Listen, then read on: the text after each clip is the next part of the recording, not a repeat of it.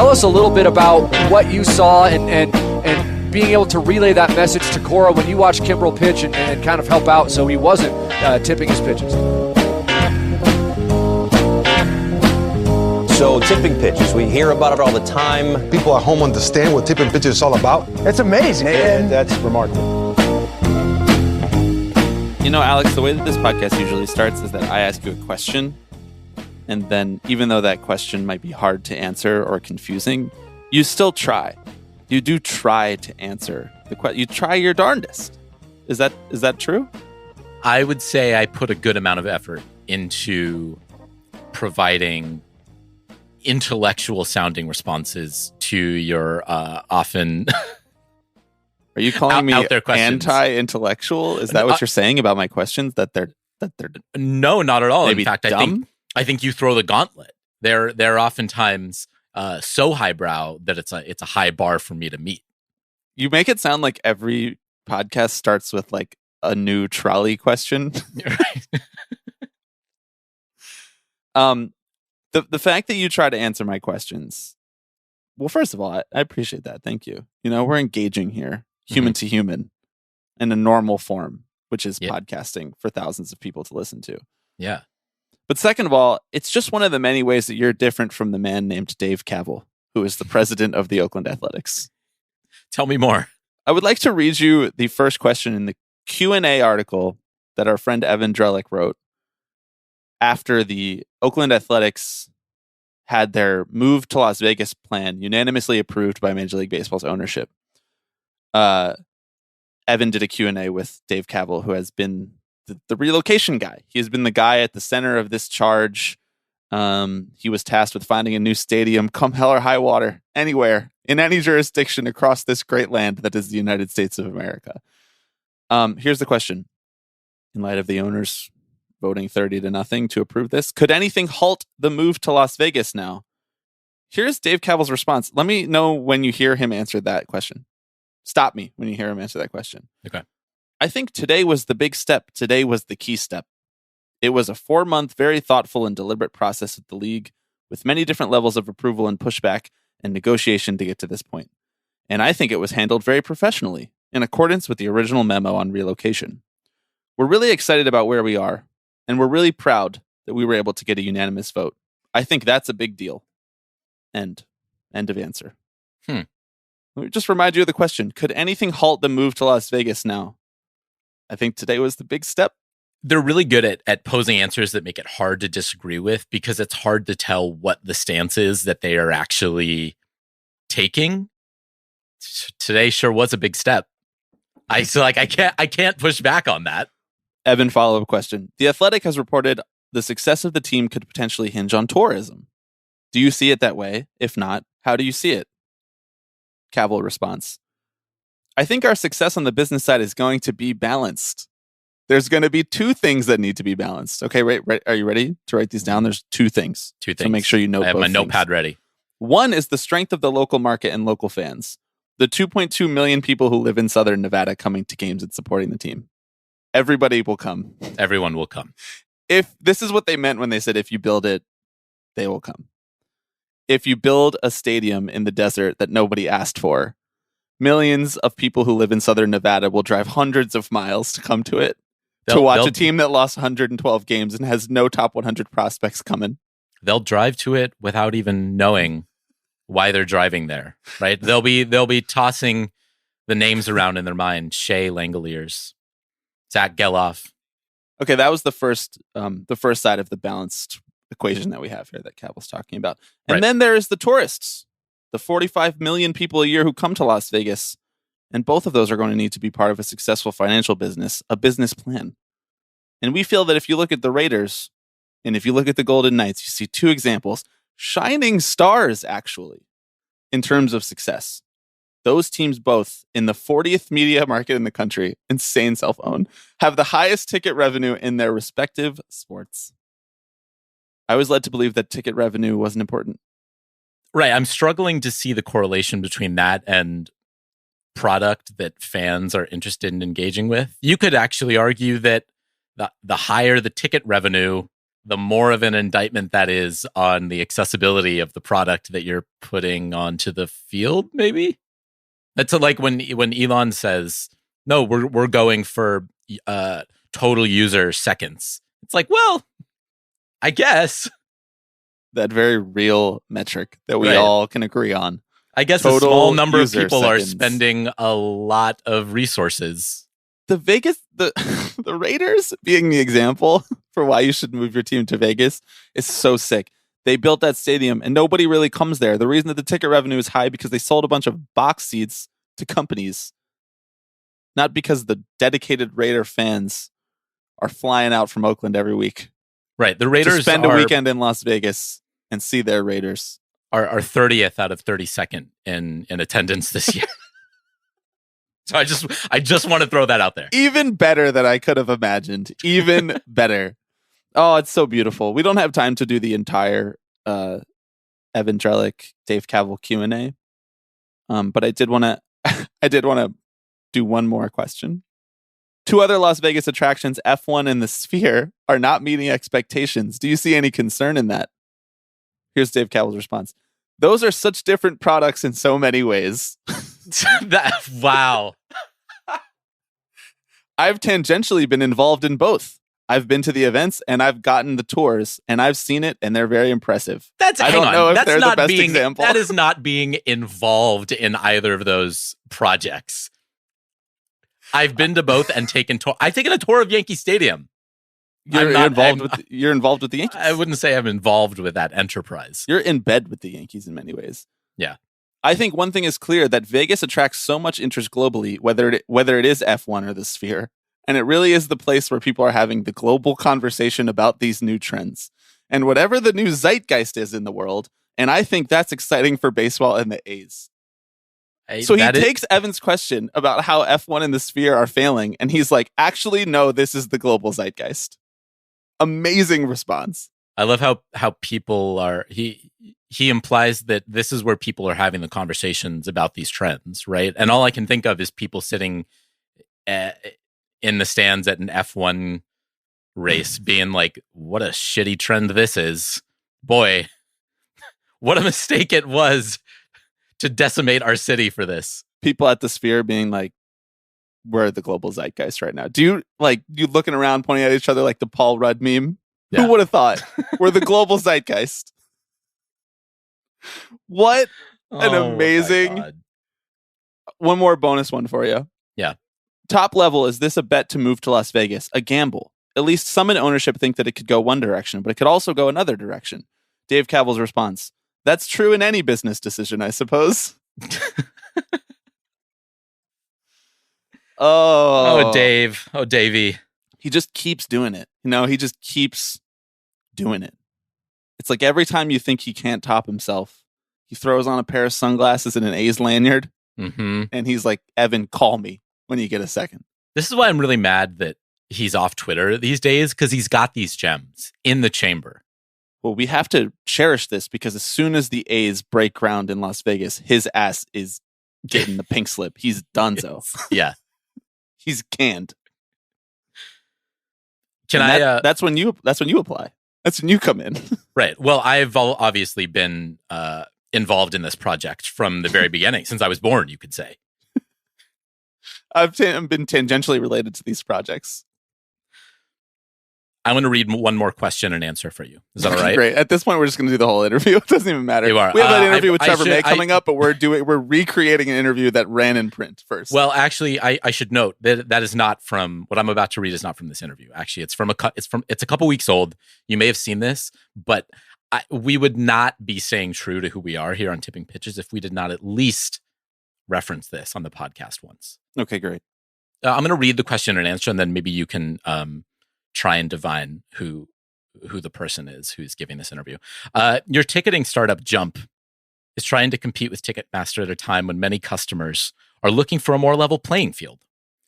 Of fan swarms, are you a Swiftie or in the beehive? Oh, I'm both. What they're doing is incredible. I mean, what they're doing for young women out there, equality, all the good things we want our young daughters to have. I mean, Beyonce and Taylor, they couldn't have two better. Do you know who said this? Wait, so it's someone in the baseball world, I have to assume. It is someone in the baseball world. Someone some might say we know very well. It's very near and dear to our hearts. Alex Rodriguez. Boom. Boom. You know what they're doing for young women out there? Equality. Anything else, Alex? So A-Rod is so many things, but you do have to remember he is the father of daughters. He is. You have to factor that in when you factor in his weird behavior. He's just a guy trying to be a dad to teenage daughters. It's tough out there. It is. From what I've heard. I'm 27. I don't know. I love because he very clearly did not want to wade into this discourse and get one fan base mad at him, right? So he's like, I'm gonna kind of toe the line a little bit, go middle of the road, and just talk about what they do. They're women artists. There haven't always been women artists. So what they're doing is fighting for equality. Oh, A-Rod. That was from a Wall Street Journal interview he gave a couple weeks ago, where he also divulged that he doesn't actually personally interview everyone who is hired at his company, only the 4 or 5 direct reports that he has, which just means I need to set my bar a little bit higher in my job applications. Well, I thought you were applying to be his executive assistant. So presumably he would want to interview the person who's going to be his direct assistant. You already have a leg up. Your name is Alex. Like, listen, here, you don't have to remember another name. A lot of people, like anybody whose name is Alex, Derek, David, Pedro, you're in. Those are like 5 names he already knows. He has a limited capacity for names that he can retain. No, because he's thinking about assets. He has really to remember every ticker symbol for all of the Fortune 500 companies that are publicly traded. He can't remember names like Bobby. I could never get that job. No. I didn't know he was starting a ticketing startup. Like, I guess I could have guessed that, but everybody wants to have a ticketing startup. The amount of like random ticket apps that I've had to download just to like go to one concert, it's like, I at least appreciate it when it works, Yeah.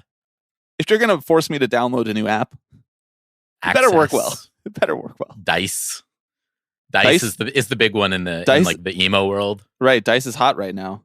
Mm-hmm. I sent you a ticket on the Dice app, and I feared that it might be lost in the ether because I didn't know what email address it sent it to. And then all of a sudden it was in your app. I don't know how they did it. I love science.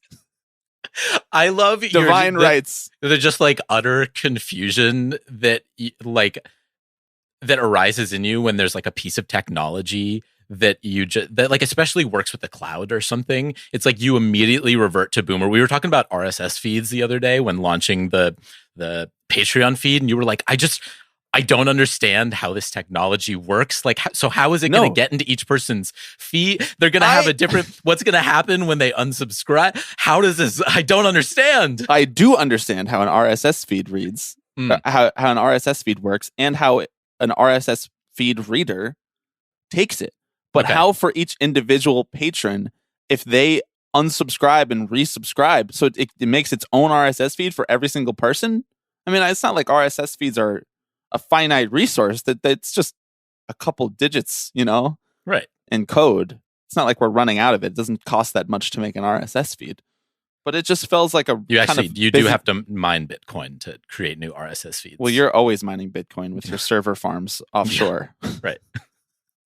You work for an environmental sustainability company because you're trying to offset all of the negative effects that you've had by mining Bitcoin for the last 5 years. I was just like, so it's just a unique RSS feed for every single person. Like, how does this work? I don't get it. Don't want to get it. I don't get it. But the Dice thing, now this is just so much free promotion for Dice. Yeah. It's that I am so shocked when things actually do work because so few things are functional in our technological world these days. Like, you try opening up the Criterion app on Samsung television. There's no search bar. You just have to scroll and hope you find the movie. Hope you find the director. Who decided that? Who decided that? I love it. You're becoming a UX guy just like me. I've always been a UX guy, but not out of like personal interest, mostly out of like deep frustration. Right, like personal inconvenience. I'm not like when the UX is good, I'm not like, oh, thank you, this is lovely. Mhm. I appreciate the delicate differences between this and another thing that has good UX. But when it's bad, I know how to complain. I mean, 6 years of this podcast is evidence of that. Although I should note, you were singing the virtues of the Patreon podcast player. Yeah, it's pretty good. Just the other day. Pretty good. And you know what? It didn't downgrade the audio or anything. Sounded good. Listened to it in multiple places. And I care about that kind of stuff. You do. You can take this man's word for it. I'm just a craftsman. I don't know what to tell you. Just approach life like it's one big craft. I was never good at arts and crafts in school, so now I have to be good at a craft in my profession to get over that. Okay. Someone who was good at his craft was Trevor May. And we talked to him for a good hour about many things, about the Major League Baseball Players Association, of course, about his feelings about the A's and John Fisher, which are in the news this week. Pop punk music. He actually legitimately broke some news. It's not like important news, but it's funny news. Mm-hmm. And everybody listening will appreciate it. And Trevor was really, really generous with his time, and we were happy to finally make it happen, since when he went on his John Fisher rant, there was just dozens and dozens of people in both of our mentions being like, Trevor May, go on tipping pitches. Before we go to Trevor, do you want to talk at all about the owner vote to say that the A's can move to Las Vegas? Is there anything else that you want to say that Dave Kaval didn't already openly and honestly and transparently elucidate in Evan Drellick's Q&A? I feel like I could probably go on for hours and end up sounding like a broken record. No, save it for the bonus feed, bro. Yeah. Alex monopod, 3-hour monopod about the A's. I mean, I don't really know what to say. The slow sort of drip of information about this move over the last year or two has probably softened the edges of this sort of thing, right? Because it doesn't feel like the rug getting ripped out from under me. It sort of feels like the final piece of the puzzle in my masterpiece of misery, you know? Like, yeah. Like, all right, well, I was waiting for that. At that least was kind now of a I don't. Bar, by the way. Thanks. Go off, King. Like, final piece of the puzzle in my masterpiece of misery. Yeah, that's our first 2 emo album titles. The final piece of the puzzle and masterpiece of misery. I don't know, man. I'm sure we will talk more about it this offseason. I feel for all the folks who work for the A's who are going to have to answer for the whims of one very rich man. Trevor does a really good job of sort of laying out where the blame in this scenario lies, and it's very clear. But I don't know, man. I just feel desensitized. And, you know, there's talk about them playing in the Giants Stadium in the interim between the lease of the Coliseum being up and them opening the stadium in Las Vegas. There's talk of them playing in their AAA stadium. I just don't understand how this is not completely embarrassing. That this is what you're doing to a Major League Baseball team. This is what you're doing to an entire fan base and encouraging them to stick around. Oh, hey, A's fans, why don't you just come over to Oracle and watch the A's play there until they move? I won't. I mean, I won't because I live on the other side of the country, but I think many A's fans feel like that is probably a slap in the face and have no interest in bending over backwards to support a team that has abandoned them.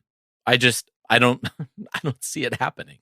Yeah, to read one of Evan's tweets, nothing was decided today as to where the A's play in 2025 through 2027, which is the period of time when the current lease of the Coliseum expires, but supposedly they won't be ready to move to Las Vegas and actually play there until the 2028 season, I guess. So Evan said that the possibilities include staying at the Oakland Coliseum, going to AAA Sacramento Stadium, among others. I don't know. None of those seem like bad options, or none of those seem like good options. All of them seem pretty bad. I would guess that they're just going to stay in the Coliseum for 2 extra years. But it would be cool if the city was like, no, good luck. Yeah. Go find a Little League field to play on. We don't care. Mm-hmm. I think that would be better, because then that would solidify, that would be like making the clown put on the clown suit, you know, Right. Like making them go play at a AAA stadium, making them play at Oracle, where there's just giant stuff all over the place. No home games, basically. Like, and especially given, I mean, there's obviously like a level of rivalry that exists between A's fans and Giants fans, and but especially with the way that has kind of come out in the last couple years, and Cavill like purposefully needling the Giants and Giants fans over like attendance and stuff, you know.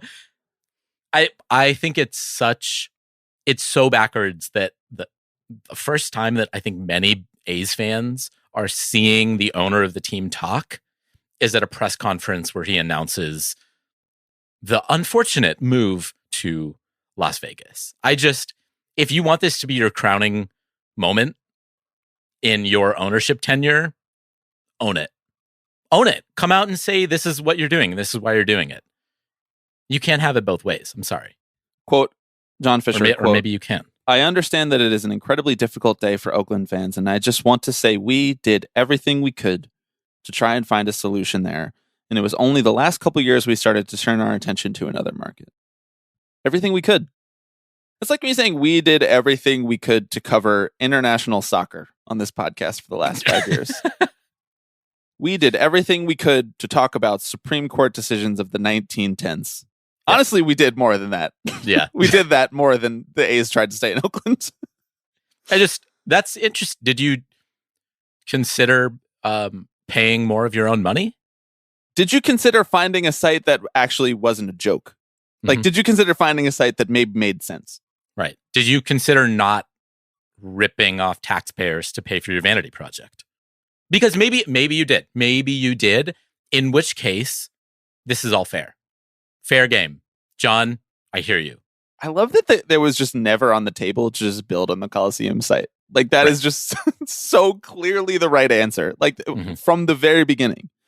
But he just got downtown ballpark pilled. Like, everybody in the world is. But for some reason, he didn't come to his senses when he realized that was never going to actually happen, especially in Oakland, in California. Like, that's a much harder thing to just ram through. And this is what happened. This is what came of it. Side note, okay, final thing on this, and then we can go to our interview with Trevor. I gotta say, I'm pretty disappointed that this is like not a bigger deal. Even if you don't fault John Fisher. Like, even if you don't come out and be like, John Fisher must die, to borrow a movie title from the 2000s. Unfortunately, I don't think I can name this episode that. We could if it was on the Patreon feed, bro. We're going to be going crazy over there. How is this still not like a bigger story than like where Yamamoto is going to take meetings with? Like, I love him. I hope he comes to the Mets, but like, this is the second time this has happened in the last 50 years. Yeah. It's just, and I mean, I know I specifically picked on Tom Verducci because he wrote 11 articles about the pitch clock this year and 0 articles about the Oakland Athletics moving from Oakland. But like, come on. This is the guy. This is the guy who's been covering baseball longer than anyone in baseball media, who is like one of the biggest baseball reporters. And he presents as a sideline reporter on the World Series. So he is meant to have some gravitas. And if all you did was read Tom Verducci's columns and watch your team play, you literally would not know that the A's are moving. Like, you wouldn't even know. Yeah. Like, he didn't even write a column that was being like, the A's are moving. This is crazy. Here's some historical context. Not even like not faulting John Fisher or blaming it on Rob Manfred or whatever. He just straight up it's a stay away for me, bro. Mm-hmm. I'm just not really my area. I like to write what I know. I mean, it's a real like Chad versus the Virgin situation because Ken Rosenthal is the other sideline reporter, or at least he was. He still is, right? He still does the Fox sideline report during the World Series. And he is, as far as huge national columnists with a platform go, he's He's been with it. Under no circumstances do you have to hand it to Ken Rosenthal. No, sometimes Bobby. you got to hand it to Ken. Right, a broken clock. It's right twice a day, as they say. I've come around on Ken. I mean, Yeah? yeah. He annoys me sometimes, but I've come around. But like, someone has to have the access to the journalism, right? Well, we got some guys. I love the story that's like kind of been floating out there, which is like, don't worry, Oakland's going to be a top 2 candidate for eventual MLB expansion. Hang on. So you're telling me that maybe Oakland down the road might be a viable market for Major League Baseball, when so awesome over the last decade, the only thing we've heard out of Oakland A's management is the market just isn't right for a baseball team. It's just not there. It just is never-ending proof that Rob literally cannot make anyone do anything. It's just like, he is the most powerful man on planet Earth. It's like how you, like in movies or TV shows or whatever, I guess in real life too. You know, if you and your friend are in some trouble and you're like gonna go be, I don't know, interviewed by cops or whatever, like you get your story straight ahead of time. Yeah. You say, hey, we should probably be on the same page about what happened that night and why it happened that way. Just like us with the beer pong. When we got in trouble for throwing a college party. He was like, all right, we're only going to talk about these names that they already have.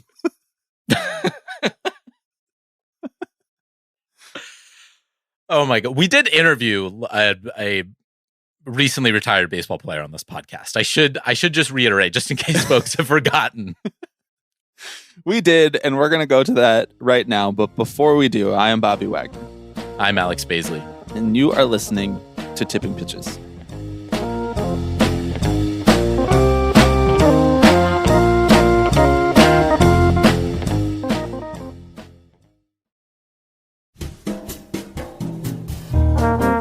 Want to make a podcast? Spotify's got a platform that lets you make one super easily, then distribute it everywhere and even earn money all in one place for free, Alex. It's called Spotify for Podcasters, and I got to know how it works. I'd be happy to tell you, Bobby. Spotify for Podcasters is really easy. It lets you record and edit podcasts right from your phone. From where? Right from your phone or computer. No way. So no matter what your setup is like, you can start creating today.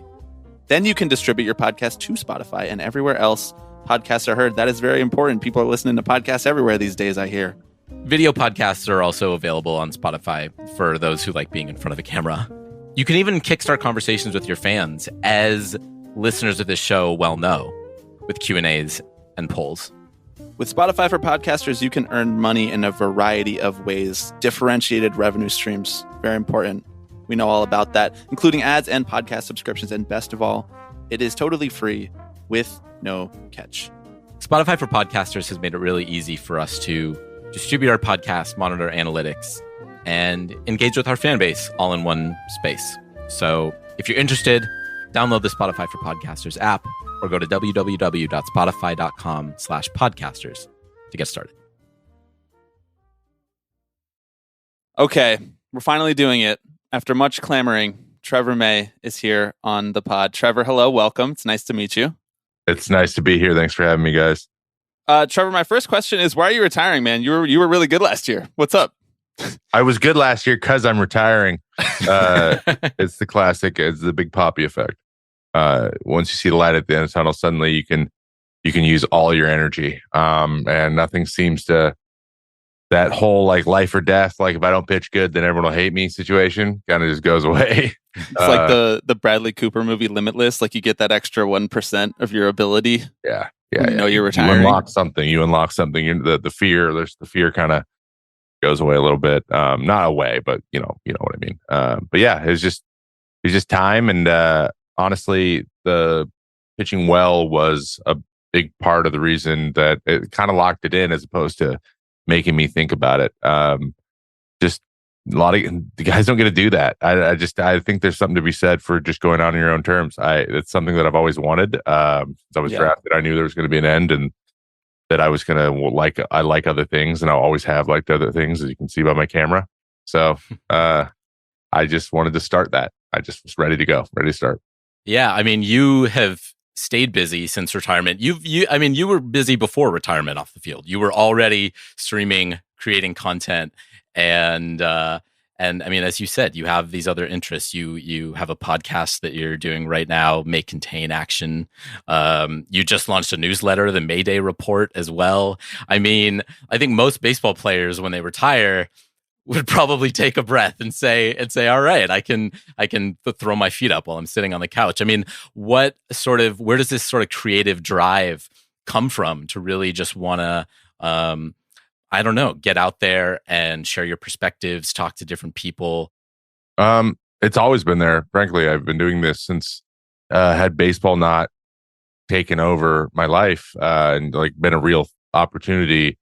Had I grown up maybe a little bit or was born a little later, I might have just went for the YouTube route from high school. Like I could have easily, because it just lined up with a lot of the things that I used to do. I was the guy doing all the putting together all the lip syncs for the class competitions, and I was always in class leadership and coming up with cool ideas for how we could do things. Like that's just kind of how I've always been. So it just made sense that I would spend my free time doing these things. So, but yeah, anyone who knows me knows that like taking a breath or like going on a vacation and like hitting it on the beach, not my style. My style is getting some time to pursue the things that pop into my head. That's my happy place. Yeah, of course, I burn myself out sometimes, and I actually do need to rest. And there's like even today, I was like, I probably should have slept more last night, but I was like pumped to get up, and like I wake up in the morning like fired up to get upstairs, and it's like dark out still, and that happens a lot. I just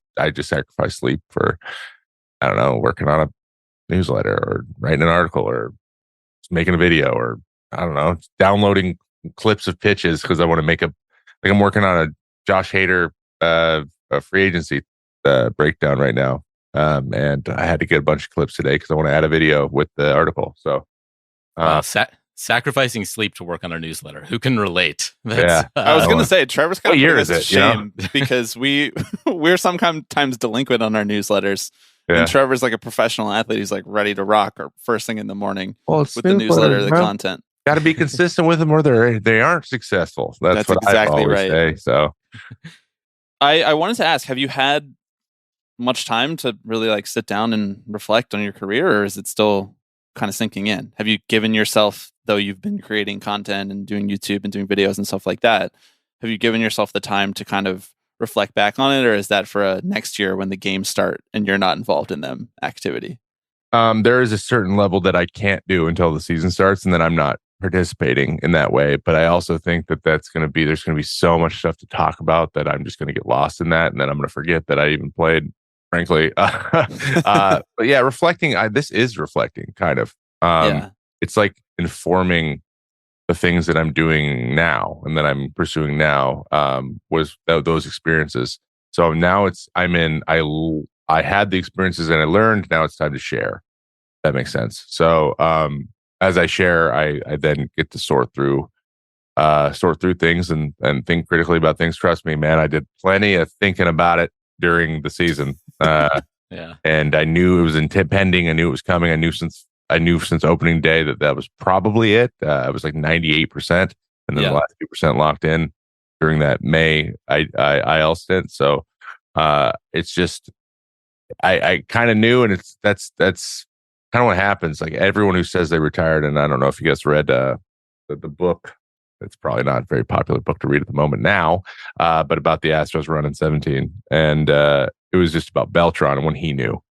Just resident. Right. Like you just know. You're like, well, yep, I want to stay home with my kids, and I don't want to go on this road trip, and it just kind of happens.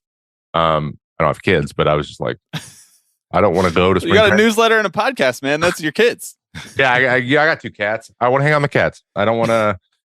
Mostly, it was like I just don't want to go to spring training because I don't want to get going again. But then when I got going, it was like it's still fun to play. I still love playing the game. It's just all the other stuff just started to overshadow all the other stuff that you have to sacrifice. Time with your family, time with your wife. Like I just living out of a suitcase. Didn't want to do it anymore.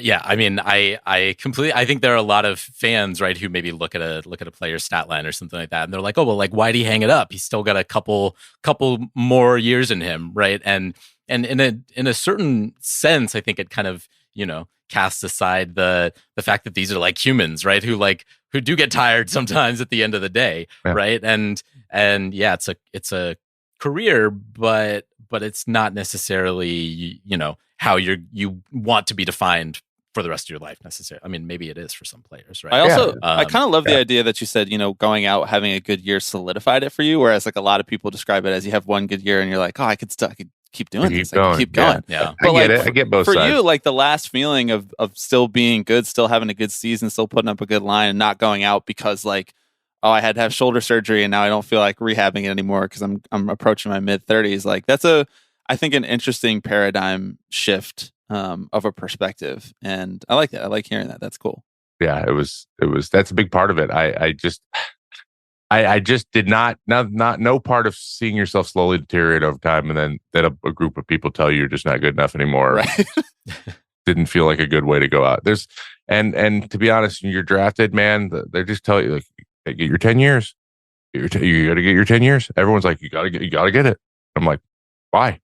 They're like, pension. I'm like, it's a prorated pension. You're just getting quarters of a year every time. What's the difference between 9 and 10? They're like,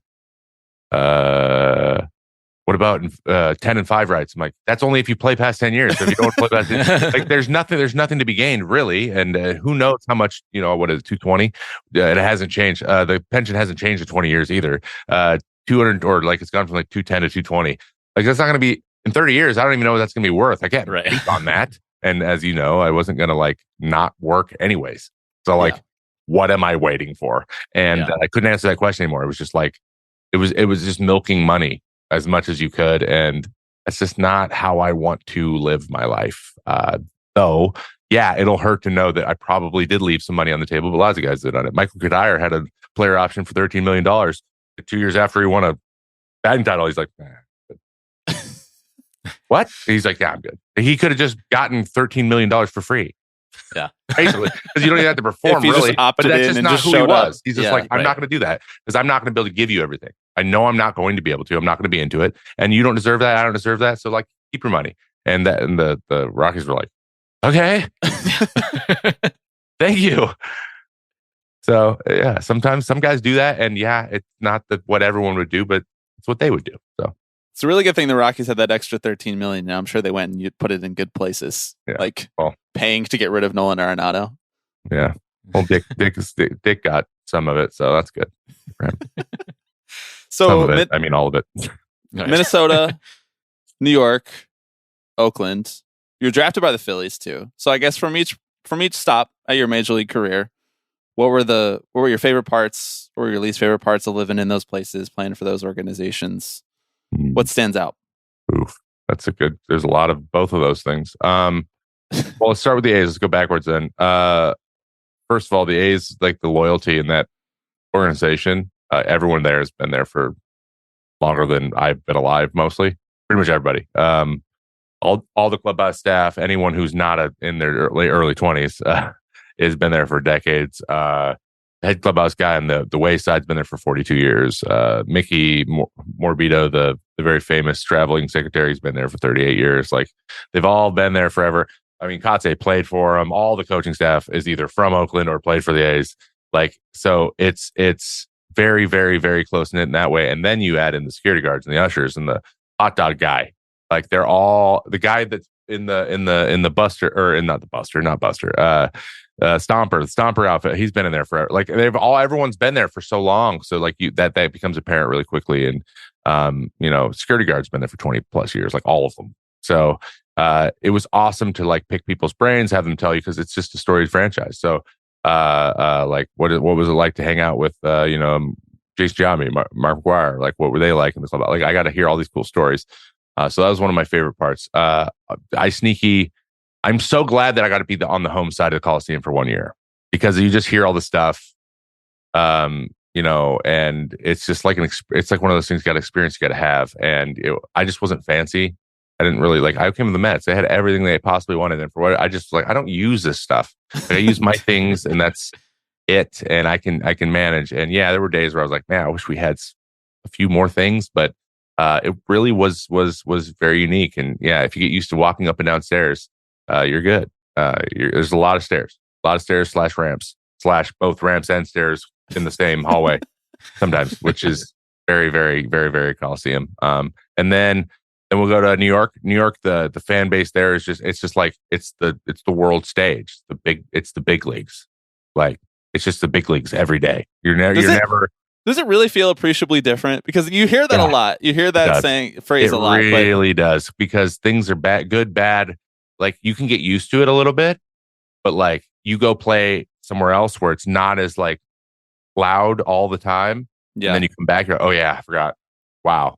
So I did get used to it a little bit, to where I enjoyed it. When the booze or the non-boo, like whatever it was, they were reacting to you no matter what you did. And that was really, like, you can internalize that. That's really fun. Citi Field's beautiful, awesome. One thing I'll say that I hated about both Oakland and New York was the traffic to the field. So I lived in San Francisco. I had to drive over the bridge every day. Yeah. And there was just 9 wrecks because nobody signaled on that bridge in the entirety of its existence. And then, driving from Long Island City to Flushing was awful. It's just awful. I think the last game I went to, our last playoff game, it took me an hour and 40 minutes. And I was like, I hate this so much. I'm so glad that I don't have to drive this.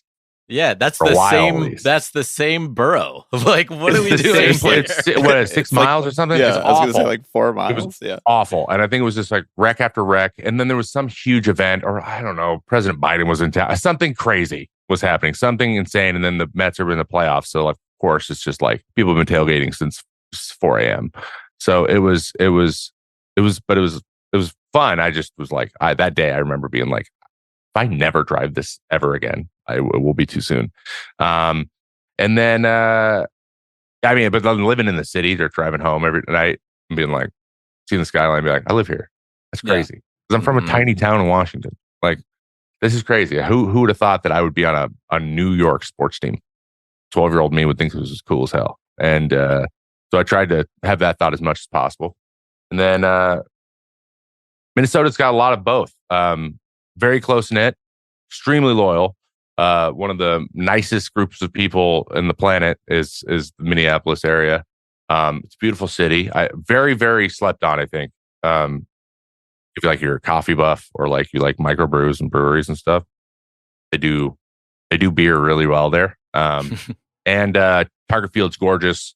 All of the amenities were gorgeous. It's the organization, especially, towards the end of my tenure there too, with when Thad and Derek kind of got settled, and then Rocco kind of, he's going to be their guy until he doesn't want to be their guy anymore, right? So when that all settled in and things were kind of like pretty clear, the world-class organization, they do good things. They're always going to be in the hunt because of how they do things too. So really well run, very, very open, honest. You ask questions of those guys up in the 5th floor, they'll answer them for you to the best of their ability. And I really appreciated that. And so I was probably the closest with any president GM guy, a group would be probably Minnesota. And I really appreciated them for that. And then again, everyone there has worked there for 30 years. And so I got to see them the last road trip. Second to last city we went to was Minneapolis. I got my last major league save against the Twins. And that was the last team I needed to strike. I got my last team. I struck out somebody on every team. And Minnesota was the last one I needed. Were you gripping kind of tight, making sure you got a strikeout? Oh, I got the first guy. Second guy. Who was it? It was Michael A. Taylor. So I'm like, thank God. We did it. Just pound in the zone. I wanted that. I wanted to strike out someone on every team. And then I wanted to, I blew another one. I gave up 60. I think I gave up 60 professional big league home runs. And I only gave up 2, more than 1 to one guy. And that happened this year. Who was the guy? It was Louis Robert. And I was like, when he hit it, I was like, let's do a slider again. Oh, I knew when he hit it. I was like, no, I just thought about it. Like, I'd never given a second homer up to anybody. I learned my lesson, and he got That's a stay away, man. He's got light tower power. Just don't throw the slider at all. Everyone thinks like, oh yeah, he can't. Like, just get throwing over and then just don't ever throw it. Just try fastballs and hope. Pray. Don't throw a slider. Maybe a sweeper. Maybe a sweeper, yeah. Is that a sort of common thing for players to have, to sort of set these internal milestones that maybe mean, nothing to the average fan, but for you is kind of like a feather you can put in your cap? Is that something that guys tend to do, or did you feel like you were the only one who was kind of keeping track of these sorts of things in your head? In my career, I haven't on purpose, because it's about being humble. Like, I haven't done anything. Mm-hmm. It's another thing that players do.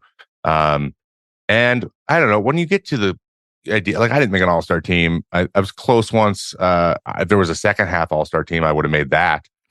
So I'll hang my hat on that. I just did it in the wrong half. Right.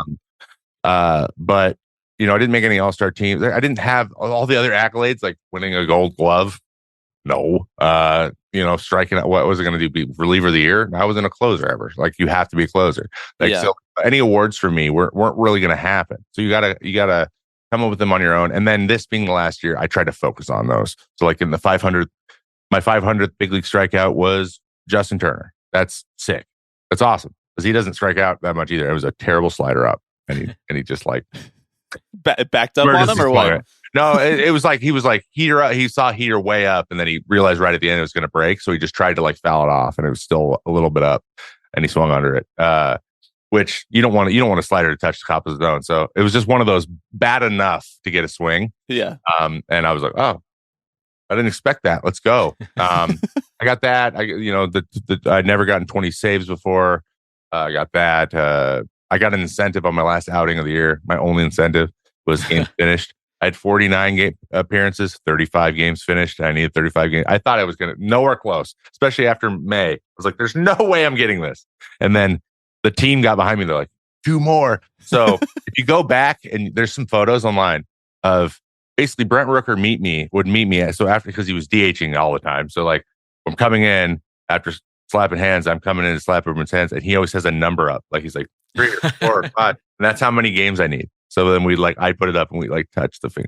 And that's what was going on. So, like, at the end, we're like 1, boom. And then we just high-fived at the end when I got it, which was really cool. So, but everyone was behind me.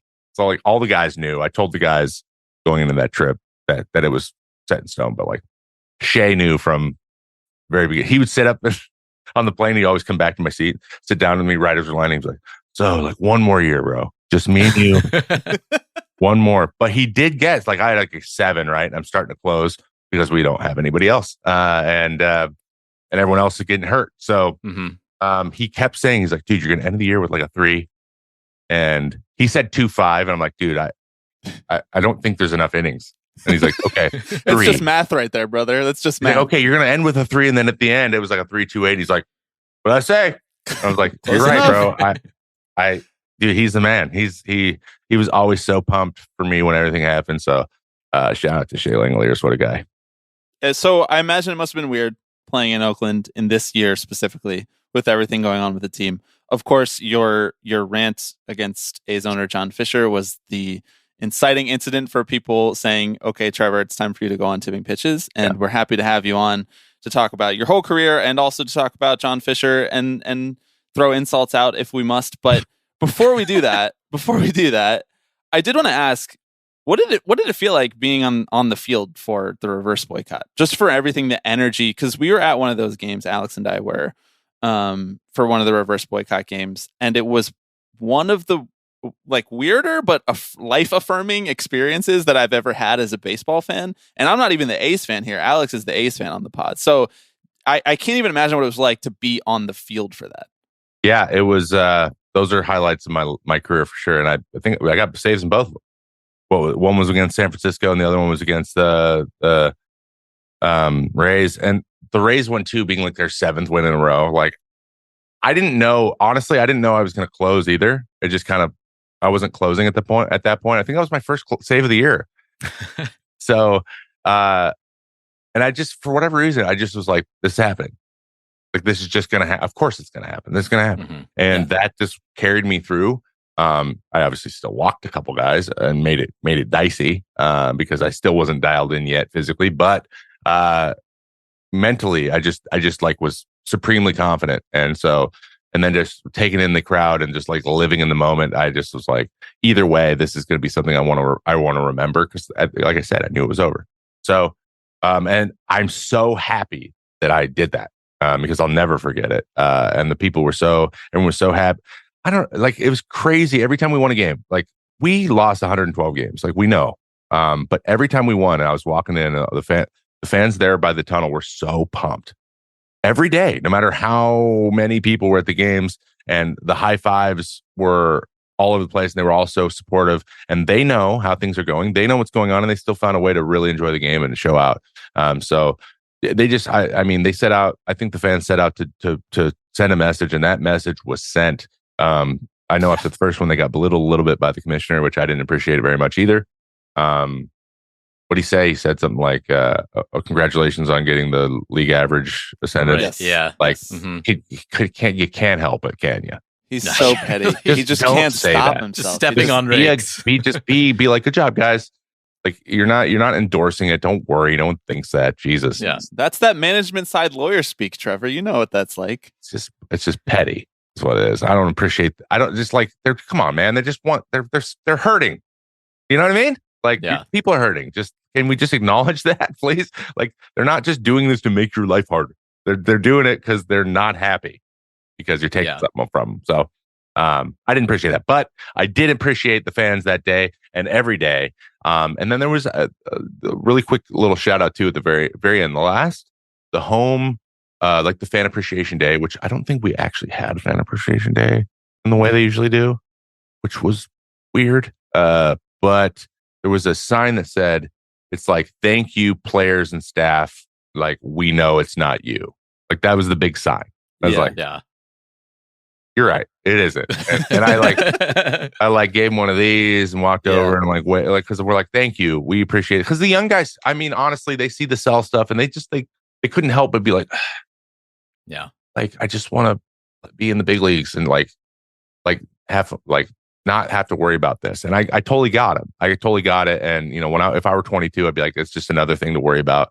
But fortunately I was able to bitch and complain enough for everybody. So so you obviously, feel very, kind of emboldened to talk about this stuff post-playing career.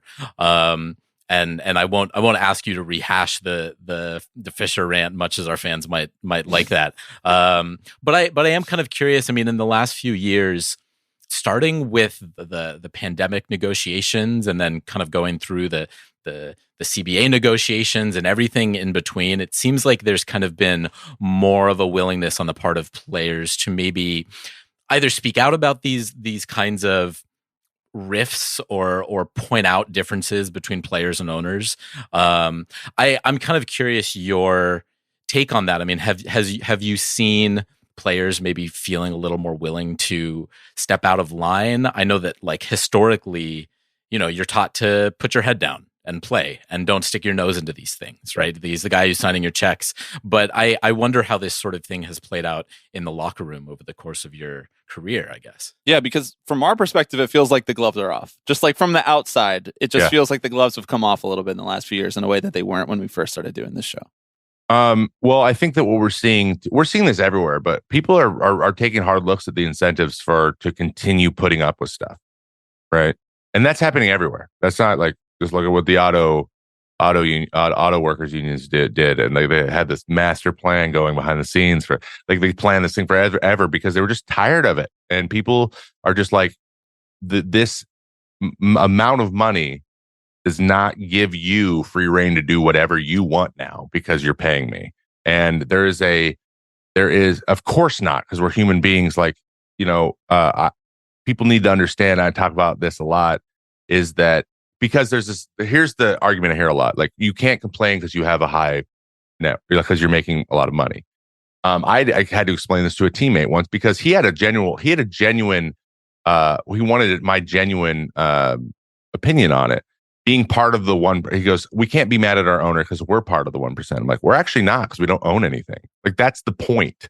So technically we might be in the top 1%, but the one that phrase is said, it means people who own things versus people who do not own things. We're still salaried employees. If that person decided that we're not worth that money anymore, we have zero money. Like there's no between, right? So the way these things work, where we saw in the lockout, and we saw in COVID, and we saw in with the rule changes now, it's a lot of like, oh, this is what we want, and then the actions don't line up with those words. What they actually want is to get what they want.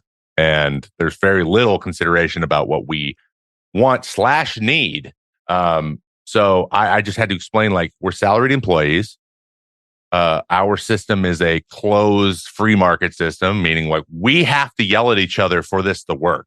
That's the point. Yeah. Or if we didn't, they would be still billionaires and we would be 100,000aires. Like if we didn't do anything, that's what it would be. And they would just do that. Then they would try to lower it forever. And if we just said, okay, then they would just keep getting lower or stay, as we see in pretty much every other industry. So, like, that's just the way it is. That's how it works. That's the incentive. So, but once money stops being the major fire under your butt, then they can't count on that as much. That's when the gloves come off a little bit. I think there's more guys that are willing to talk about those things publicly because they have enough money, or to be okay. And I count myself as one of those people, and I totally understand why other guys aren't. Or maybe it's a lack of understanding too. There's like a thing, like they don't really know, like young guys don't really know actually how it's going to work. Like a lot of people are like, I don't even know what ARB is. Like I get that. I wasn't quite clear on ARB until I got to it either. I think that might be the point.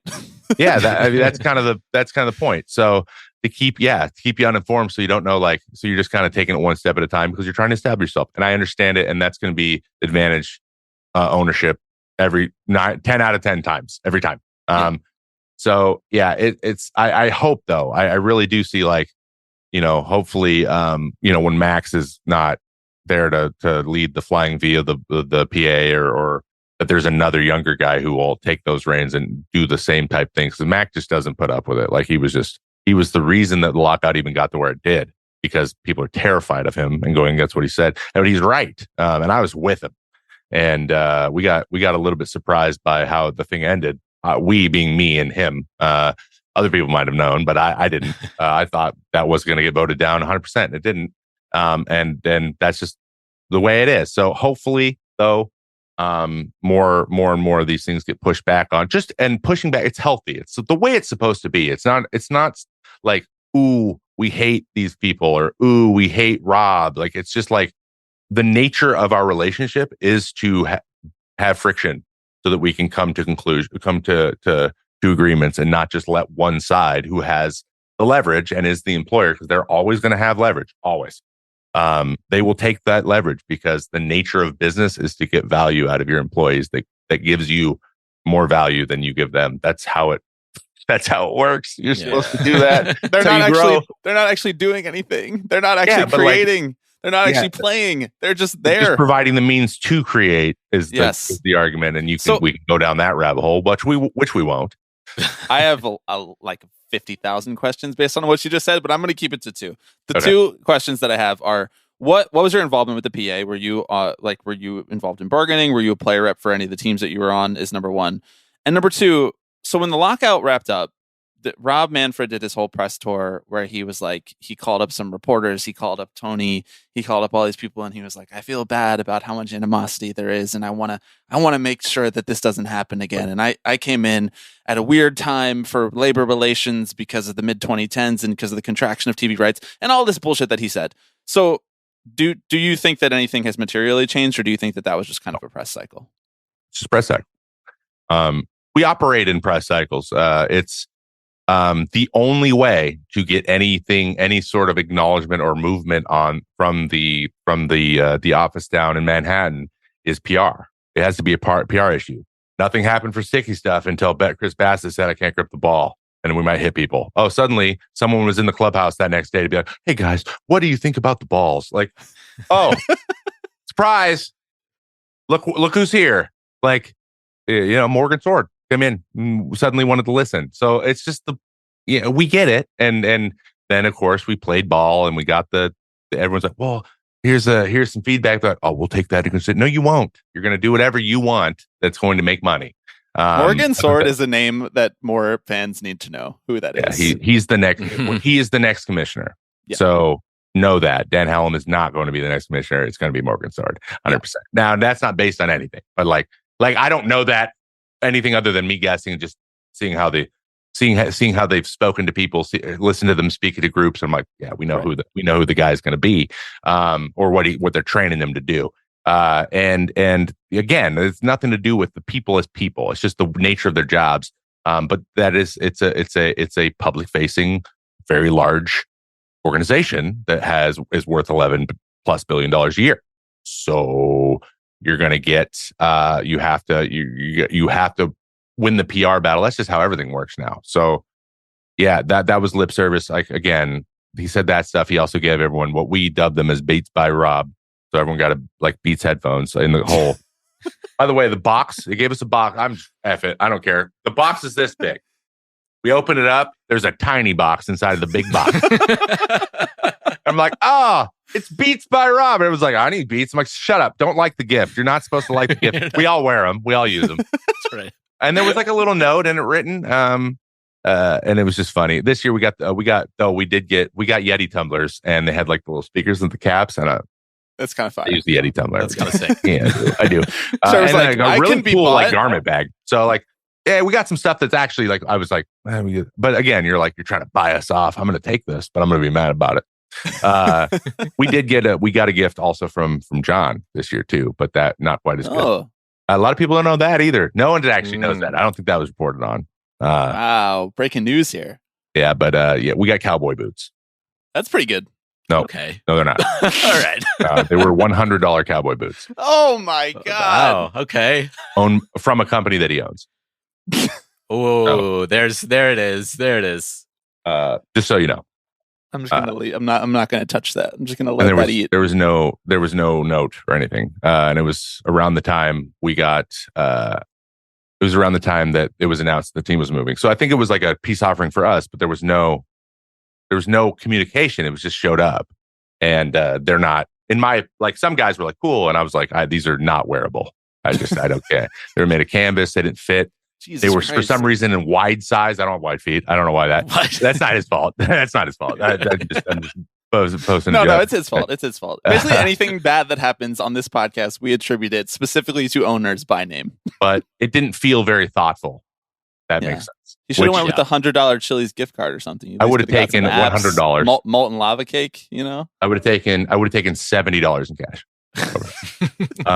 But it just what struck me was I'm like, I don't think anyone thought about this. They just did it. Like no one was thinking critically about like, what does this say? Is this a thoughtful thing? And do these just don't get anything. Like we were most people didn't care. I was walking around with them all day in the clubhouse. Like I almost wore them out to stretch. But I thought that would be too much. See, I was always very close to this thing, like really going, and I held my tongue. I really tried not to make a scene because it's not fair to anybody. It's not fair to them. It's not fair to the target people. It's really not fair to the social media group. Like, right.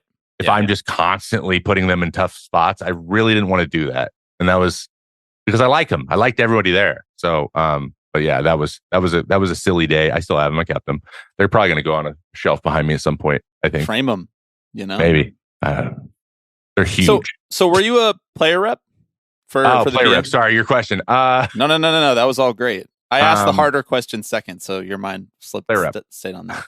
No, I was never I was always an alternate. I did some just general part of the big group, but I wasn't part of bargaining.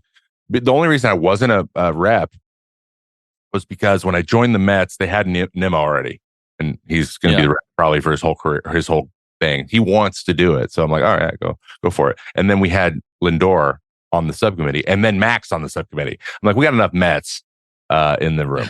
That was an underlying narrative I saw bubbling up, that there was kind of a lot of Mets representation, Yankees representation. Yeah. He didn't meet me, and then Lindor kept me pretty well appraised. He would always answer my questions and would go into depth.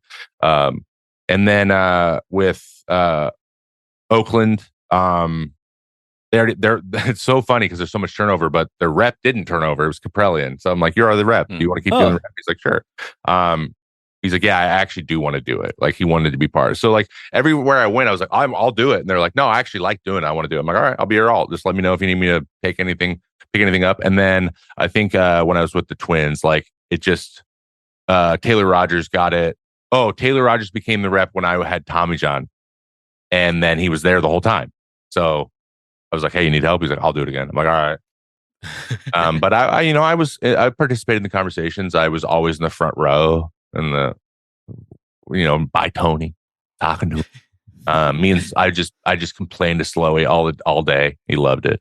He loved listening to me rant. So you can imagine I can rant. But yeah, I followed it very closely though. I was pretty well informed.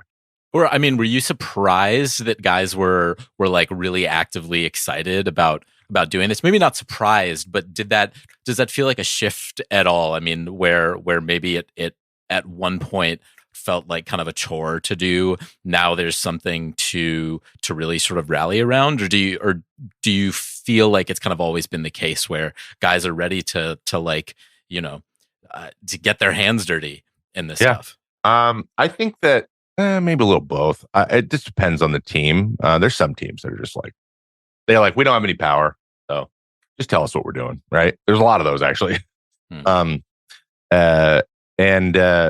are one of them probably. So it's. I think that guys are becoming more informed, and they're being, like we said, they're being a little bit more vocal. And then I think the fear of like, am I going to get to 10 years? Like the whole, I don't want to rock the boat for very long because I want to be able to get the opportunity to get where I need to get to. And then that's kind of not so incentivized anymore. So guys are just like, I'm more open to just being honest here and kind of going in because it's a good thing long term. Like I was fired up about the lockout a lot, and people are like, why are you so fired up, man? You're like, none of this affects you. I'm like, yeah, but I still care about the guys it's gonna affect. Why is it so weird that I'm thinking about other people? Guys after me? Like, why is that so? It literally was weird to people. They were like, why do you care so much? It's not about you. I'm like, some people aren't always thinking about only themselves all the time. I don't know what became the normal thing to do. Is that was a response you were getting kind of from the general public? Yeah, general public. People are just like, dude, you're super fired up about this, and you don't have any skin. I'm like, I have some skin in the game, but yeah, like the arbitration pool is not going to affect me. But yeah, we want it to be bigger than smaller. We want to meet in the middle sometimes. We want to not just like, it's not okay that claims are made that like teams are losing money or that it's hard to make money, and then zero proofs is offered, and then you're like, hey, okay, cool, show me. They're like, nah. No, like this dynamic isn't okay. Us doing this is not. You saying that and then doing what you're doing. It's just not okay. Like we're adults. I thought we were adults. This feels like I'm in middle school. And so it's just like that stuff. It's important to notice. And I was like trying to show younger guys, this is what happens. It's going to feel silly. Go through an ARB hearing and just feel how stupid you feel. We're like, what are we talking about? I know. And the guy's like asleep that's about to make the decision about your life. And I don't know if you know Jerry Blevins at all, or if you guys have crossed paths at all. Yeah, I know Jay. Yeah, he came on our pod during the lockout. We did a series called CBA ABCs, and we did we like focused on one part of like the contract negotiation that was contentious during the lockout. And he came on for arbitration and just kind of explained what his ARB was like. He was like, I was proud to be an ARB, but then I was sitting across from people who didn't know what baseball was. And I think that hit home for a lot of people, that was like, this is who we're trying to make this case to in an era of where the world knows so much more about baseball, and you can't like bring TrackMan into ARB. They would look at you like you had 10 heads. People are trying. I know. But it's funny. There's suddenly when they can use TrackMan against you, they suddenly know everything. They're really happy about it. Yeah, convenient. It's insane. Mine was I almost went to ARB over I think $5,000 for the principal. We were both going to lose money. I was like, I'm going to take you guys because you're annoying. Right. Annoying me because I'm a reliever and we're going for $2 million. Like, come on. Like, I don't make any money. At that point, I was like, I've never made $1 million in my sixth year. This is ridiculous. And they were just like, well, we can't give you that big of a raise. I'm like, I thought we were talking about total money. Like, no, because it's very convenient to talk about raises because you had Tommy John in the first year. We're going to talk about raises. But for that guy, we're going to talk about total money. Yeah. Right. Like I couldn't get my comp. They're like, you can't get the raise that he got. I'm like, why? Because you had Tommy John and you got made $900,000 last year, so that would be too big of a raise. And I'm like, that's dumb. That doesn't make any sense. What? I thought it was total compensation, not how versus what I made last year. What? Since when was that the way we measured it? Right now, when it was super advantageous for us to talk about it. In this very one specific moment. In this very specific situation, it is awesome that this is happening. But other than that, we're never going to use this again. I'm like, this is silly. And the ARB guidelines are set up to let that happen. Yeah. You just do this. There's a lot of this. A lot of just kind of shrugging and letting the process grind I just everybody realized down this is to a audio pulp. probably. I'm shrugging and throwing my hands in there. I don't know. Man, I love talking about ARB. I just fucking love it. It's so because it just gets me going. You know, these Byzantine structures of collective bargaining agreements are my favorite. I wish so. The one thing that you said in there that I wish came preloaded onto every baseball fan's brain and every baseball media reporter's brain is the idea that like if the players don't get it, then the owners get it, and there's literally no other option. Because I think a lot of people who would say things to you like, "Why do you care? This doesn't affect you," or whatever. Like they don't understand that if you're not getting the money, it's not like going to society to do good in the world. It's not like being donated to charitable causes. It's not lowering ticket prices even. Right, exactly. It's like it's not going to the fans. It's going straight to the owners. Like this them is the only saving option. money in ARB is not lowering your ticket prices. Those are going up no matter what. Mm-hmm. And it's not they're not like our salary's higher this year, guys. Our payroll's higher, so we should raise the ticket prices. They rose the A's rose ticket prices. They were more expensive. It's just that's markets, and those people. losses. Exactly. Oh, this is just the way business is. If I hear that one more time, well, it is business. At the end of the day, it wasn't for 90 years. Really, the game until the 70s wasn't a huge business at all. Not even May 80s. Like really, it wasn't. And then it suddenly became one, and suddenly that's the ace in the hole we use for every crappy decision made is like, well, got to make money because that's the only thing that matters. I'm like, it just isn't. Actually, it's not. You're deciding to do that. Well, then, it's a prime example. John's comment yesterday, just like it's harder on me than it is on you. He said that to a fan. Which Did he really say that yesterday? Wow, I'm off my game. I'm offline. I'm off my game. So he got some guys got into the lobby at the hotel. And he got cornered, and he walked over to him. He's like, "Well, I gotta they're there. Like I can't. This will be really bad if I ignore them." He's not he's been media trained. Yeah, not speaking, but being me. He's been media trained. That's what happens when you grow up like that, right? Yeah. So he knows it'd be good PR if I went over there and did this. But as he was leaving, he was like, "I just want you guys to know that like it's harder on me than it is on you guys." And I think he was trying to be like personable, but in reality, he just downplayed their pain. And so he's like, one more question. He goes, there's never just one more question. I got to go and walk away. Which he's right. There is never just one more question. But they were like, they wanted to ask him if there's any way to get if there was any path forward. And he was going to say no, probably. And he didn't want to. There could be if they really wanted to. He doesn't want to. That's very clear. He doesn't want to. Yeah. But that comment is an entitled comment. He thinks he's entitled to this. He thinks he deserves it. Right. Because, like he makes the hard decision and he does the thing that hurts everybody, but he also gets to feel like he's hurt too, like don't yell at me. Like guys, I have to do this because that's what business is. Like, and it's no, you don't. And no, it isn't. Like, no, sorry. Like, no, like you're choosing. This is a choice and you're making it. So own it. Own your choice. Don't act like you are a slave to the market forces you're in. Right. The invisible hand is just forcing you to Las Vegas. No one is forcing you to, and it's trying to build the value of the team. It's not that complicated and it's not that sneaky. Like it's pretty clear. Don't be surprised if he's not the owner much longer past the move. And it's just an extra $500 million of value he's getting immediately.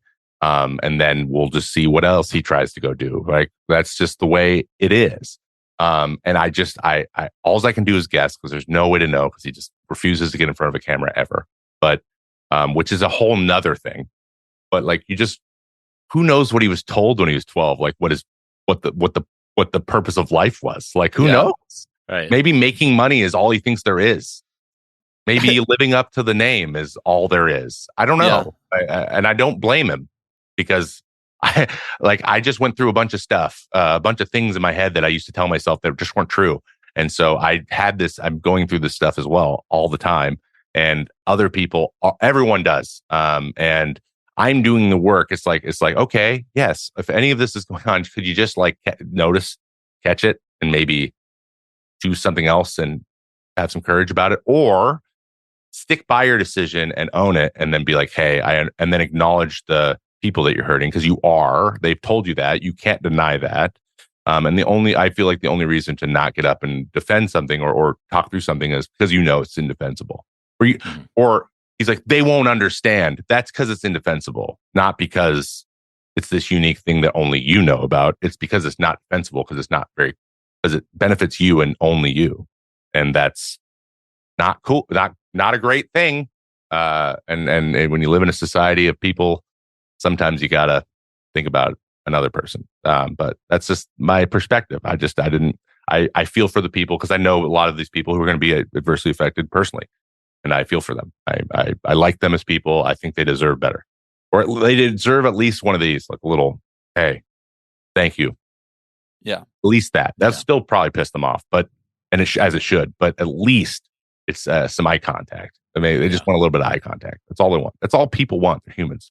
All they want. Or cowboy boots. That's the other option. Or you could try cowboy boots. Good luck with that, though. Just give it a shot.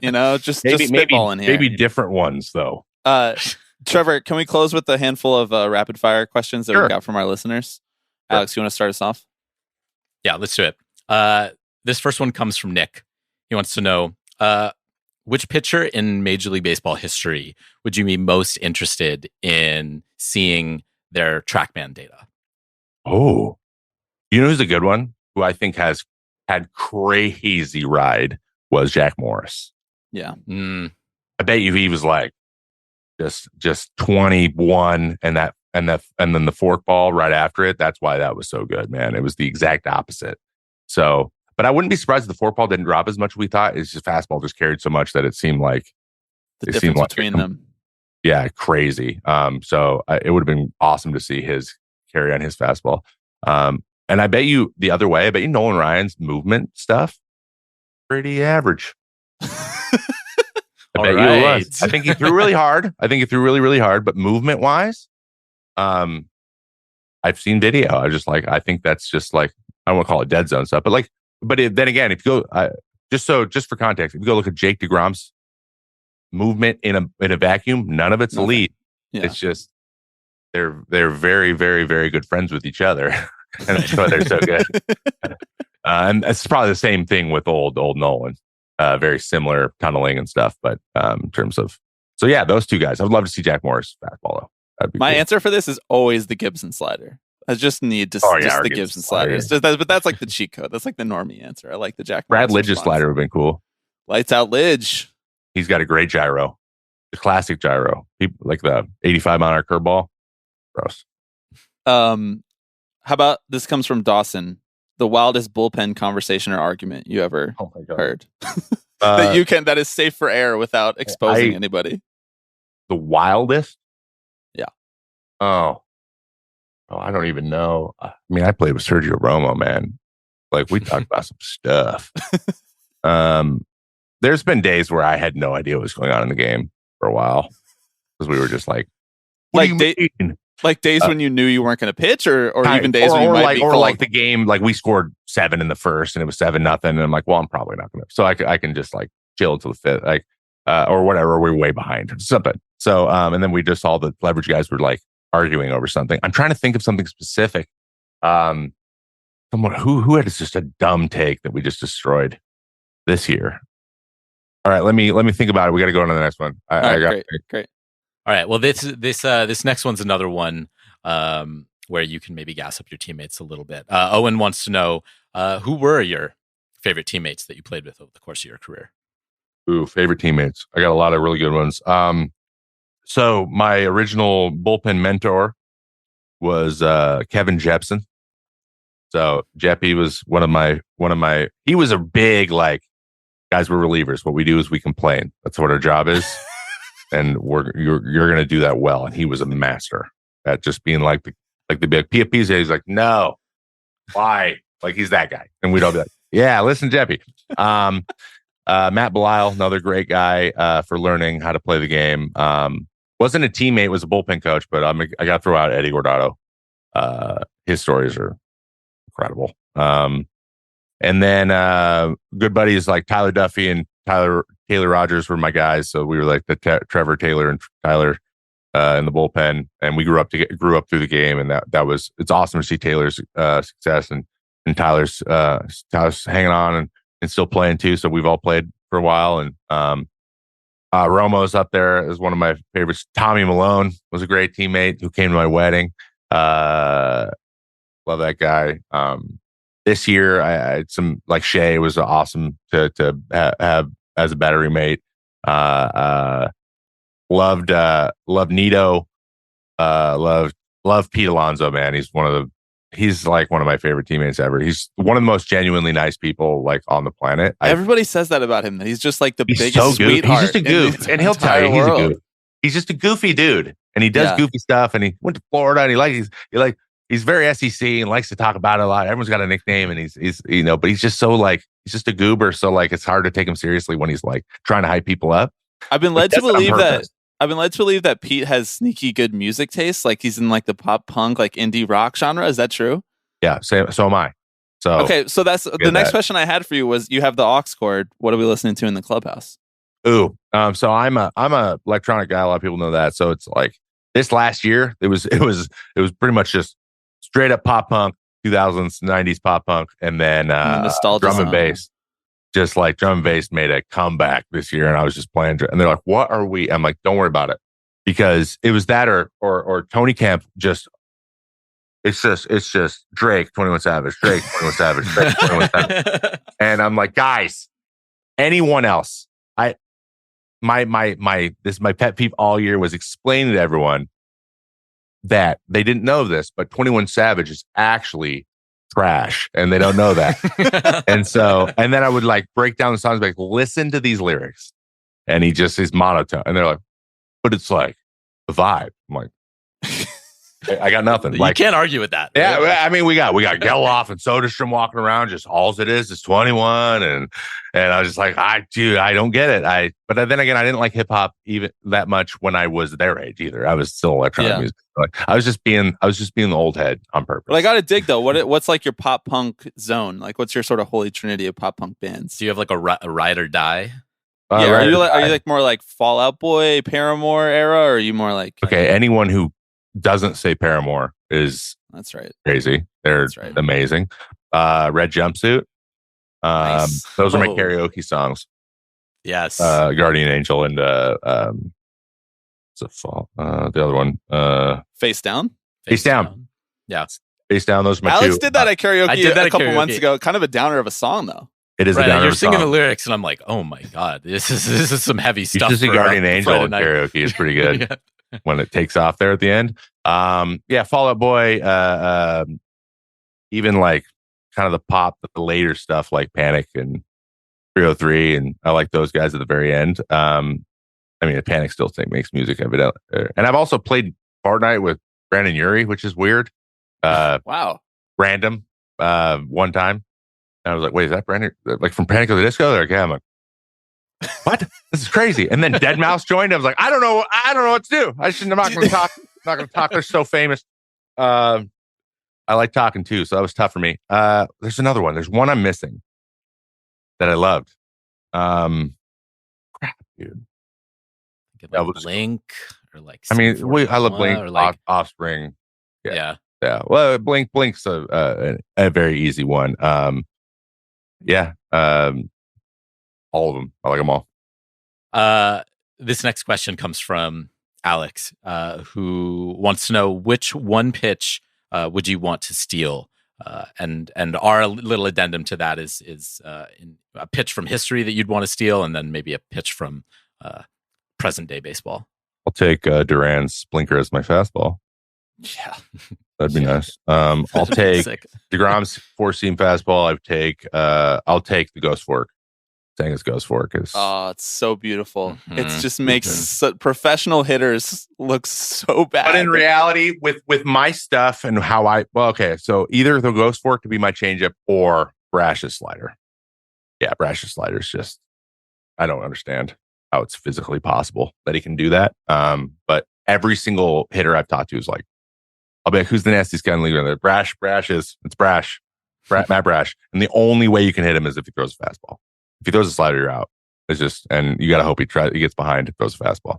He still throws 98. So it's not like it's easy, but they're like, we're really trying to trick him into throwing one fastball and just not be. That's why you got such bad swings with sliders, because the guys are just sitting on Peter. Right. So yeah, Brash's slider is the top probably right now. Well, Trevor, you've been so generous with your time, and we really appreciate it. It's been really fun talking to you about everything far and wide, pop punk, John Fisher, Cowboy boots, the MLBPA arbitration. Thank you so much for joining us. We really appreciate it. Is there anything that you want to plug specifically by name that we haven't already talked about? The newsletter, the pod, the streaming, all of it. Please sign up for the newsletter. And the YouTube channel is getting a lot of videos coming up. Tons of stuff in the works. It's going to get regular stuff. So that's Trevor May Baseball on YouTube. And if you want to subscribe to I'm having the hardest time ever getting stuff on my website. So just on Twitter, it's my pinned tweet. That's the link for the subscribing to the newsletter. That is the best way to do it at the moment. But eventually, IamTrevorMay.com will have it there too. So if you're listening to this in 3 months, check there. Thanks so much, man. Yeah, no problem. Thanks for having me. You feeling me? 'Cause I'm feeling tip-top with you keeping me wide awake. Thank you to Trevor May. Thank you to everybody for listening. And thank you especially to everybody who signed up for the Patreon this past week. It's been a big week for the Patreon, obviously, because we restructured how it works, and there will be bonus episodes, which we alluded to a little bit in the first 30 minutes of this show. I told people that I would try not to do the full spiel every time, but I'll do the brief spiel, which is that if you sign up at the top tier of our Patreon, you get 2 bonus episodes per month. It is every other Thursday they will be coming out. In addition, in support of our normal weekly Monday episodes. So thank you to our new patrons. That includes Elvis, Cade, Brandon, Stefan, G-Mac, Patrick, Ryan, Brian. Ryan and Brian back-to-back. Love it. Josh, Andrew, Peter, and Sam. If you would like to become one of those patrons and get bonus episodes, we have one live. We have more in the hopper. That's patreon.com/tippingpitches. 3 different tiers. The top tier gets you those extra episodes. Every tier gets you access to our Slack, which is a really fun place to be and hang out and spend time with members in the community and make friends. It's hard to make friends these days, Alex. You need more opportunities, more avenues for friendship. Mm-hmm. And the middle tier, it gets you a newsletter, which it's Alex Baisley's turn to write the newsletter. It is my right turn. now. I don't know. Maybe I'll work through some of these thoughts about the A's on there. Start cooking, bro. Yeah. Start whipping it up. Mm-hmm. That 4-hour monopod, just put that into the newsletter for him. You can write a little novella. Graphic novel about John Fisher. Ooh. When? Okay. Many people are wondering. Intrigue. We also have some holiday cards coming for our handwritten holiday cards coming for our top members. It's a lot going on in the Patreon. Go check that out. Next week on the pod, we will have an interview with one of our favorite bands in the world right now. They are called Pool Kids. Many of you will remember that about halfway through this season in June, Pool Kids sent a tweet out about how from their lead singer, her name is Christine Goodwine. She went to high school with Pete Alonso and had English with him, and he would get so nervous before his speeches and his face would turn red and his voice would shake, but he was a really sweet guy. And when we saw that tweet, we were like, finally, our excuse to talk to one of our favorite bands, which otherwise we would have no reason to talk to on this baseball podcast. But we did it. We did it anyway, because that's our right. This is kind of how us booking guests goes, which is go through their Twitter feed in the last few months and see if they've referenced anything from baseball whatsoever. If they have, book it. And even if they haven't, you see if maybe they might care about workers. And then we all right, it back into the same big pool. Exactly. It was a great conversation with Andy and Christine from Pool Kids, and I think people will really enjoy it. We also have a bonus episode coming up that week where we clean up all the questions that we didn't have time to answer on our 300th episode mailbag. That'll be a Patreon episode. And then the following week, a normal mailbag and voicemails. I know a lot of people have been calling into the voicemail box to keep it alive, and people have been sending us questions via email. So please continue to do that, because in a couple weeks we're going to do a full episode mailbag out of those voicemails and questions. So that number is 785-422-5881. I think that's everything. I just gave people like the next month's worth of content. So ingest it, prepare for it. It's going to be exciting. We'll see you next week.